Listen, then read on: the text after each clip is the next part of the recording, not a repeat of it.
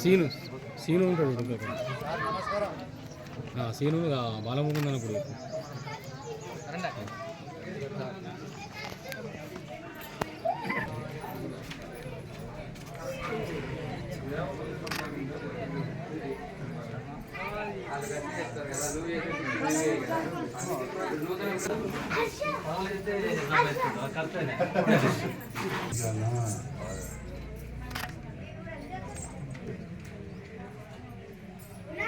సౌంతులు వాళ్ళు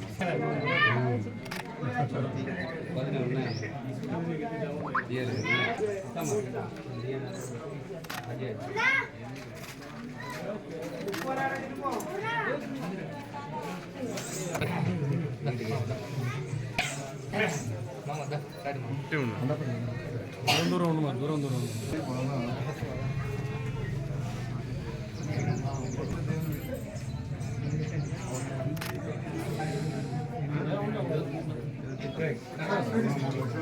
ఏంటిది 3 లక్షలు కొత్త ప్రభుత్వం గ్యాస్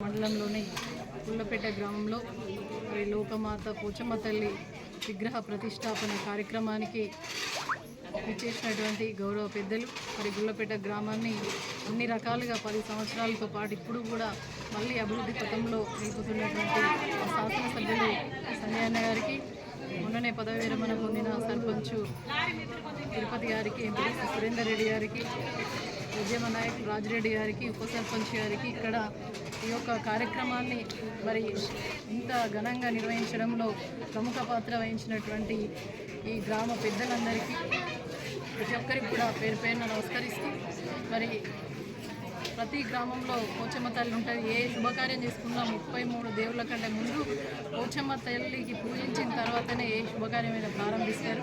మరి అటువంటి గొప్ప తల్లి మన పోచమ్మ తల్లి ఈరోజు గుళ్ళపేట గ్రామంలో ప్రతిష్ఠించుకుంటున్న సందర్భంగా మరి ఇంటింటికి కూడా బోనాలతోటి అందరూ కూడా ఇంటిల్లిపాది చల్లగుండాలని బోనం అమ్మవారికి సమర్పిస్తున్న వేళ ప్రతి ఇంట్లో కూడా సకల శుభాలు జరగాలని, అన్ని విజయాలు వరించాలని చెప్పేసి మనస్ఫూర్తిగా కోరుకుంటూ ఆ అమ్మవారిని ఈ గ్రామాన్ని, గ్రామంతో పాటు గ్రామ ప్రజలందరినీ కూడా చల్లగా చూడాలని వారిని ప్రార్థిస్తూ, అదేవిధంగా మరి గ్రామం మంచిగా ఉండాలంటే గ్రామంలో ఉన్నటువంటి బడి మంచిగా ఉండాలి, గుడి మంచిగా ఉండాలి, చెరువు మంచిగా ఉండాలి. గతంలో ఇక్కడ నీళ్లకు కరువున్నా కూడా మరి సంజయ్ అన్న ఎమ్మెల్యే అయిన తర్వాత మరి ఈనాడు చెక్ డ్యామ్ ఎక్కలేని విధంగా నిర్మించడం, మరి ఈనాడు ఊరు మంచిగా ఉండాలంటే నీళ్ళు మంచిగా ఉండాలి అని చెప్పడంలో మరి వారి పాత్ర ఎనలేనిది. అదేవిధంగా బడి కూడా బాగు చేసిన ఘనత గౌరవ శాసనసభ్యులది. అదేవిధంగా ఈనాడు గుడికి కూడా 3 లక్షల రూపాయలు మరి ఎస్డిఎఫ్ స్పెషల్ ఫండ్ కింద తీసుకొచ్చి గుళ్ళపేట గ్రామాన్ని అభివృద్ధి చేయాలన్న తపనతో ఈనాడు తీసుకురావడం జరిగింది. కాబట్టి గుళ్ళపేట గ్రామ ప్రజలందరికీ, గుళ్ళపేట గ్రామానికి ఎప్పుడు కూడా ఎల్లవేళలా ఒక జడ్పీసీగా మేము ఎమ్మెల్యే గారు అందరం కూడా అందుబాటులో ఉంటామని చెప్పేసి తెలియజేస్తూ మరొకసారి మీ అందరికీ కూడా విగ్రహ ప్రతిష్టాపన సందర్భంగా గ్రామ ప్రజలందరికీ కూడా శుభాకాంక్షలు తెలియజేస్తున్నాం. Thank you. బిడ్డ పెళ్లి చేస్తే కూడా అందరూ పోచమ్మ తల్లికి మొక్కు తీసుకున్నాకనే ఇక మిగతా కార్యక్రమాలు మొదలుపెట్టాను. అంటే అంతటి శక్తి స్వరూపిణి ఆ పోచమ్మ తల్లి. అట్లాంటి శక్తి స్వరూపుడు పోచమ్మ తల్లి ఆలయం ఇక్కడ చాలా మంచి కట్టుకున్నారు. అందరికి కూడా శుభాకాంక్షలు. అప్పుడు తెలంగాణ ప్రభుత్వం ఉన్నప్పుడు 3 లక్షల రూపాయలు కూడా మంజూరు చేయడం జరిగింది. ఆ నిధులు కూడా తొందరగా వచ్చేలా చూడాలని అధికారులకు కూడా నేను తప్పకుండా చెప్తానని చెప్పి కూడా ఈ సందర్భంగా తెలియజేస్తూ ఉన్నాం.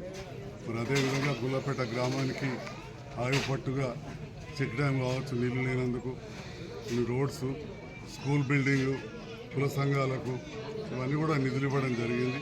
దాదాపు 4-5 కుల సంఘాలకు ఇచ్చినాం. ఇక్కడ రెడ్డి సంఘం కావచ్చు, పద్మేశ్వర సంఘం కావచ్చు, 7 కుల సంఘాలకు, యాదవులకు, మున్నూరు కాపు, ఇట్లా 7 సంఘాలకు కూడా నిధులు ఇచ్చినాం. సో ఇక ఈ సందర్భంలో ఆ పోచమ్మ తల్లి దయ వల్ల వర్షాలు బాగా పడాలని, మళ్ళీ మంచిగా పాడి పంటలు బాగా వండాలని చెప్పి కూడా అందరు సుఖ సంతోషాలతో ఉండాలని చెప్పి అమ్మగారు ప్రార్థిస్తూ మమ్మల్ని ఆహ్వానించి పోచమ్మ తల్లి దర్శనం చేయించి సన్మానించిన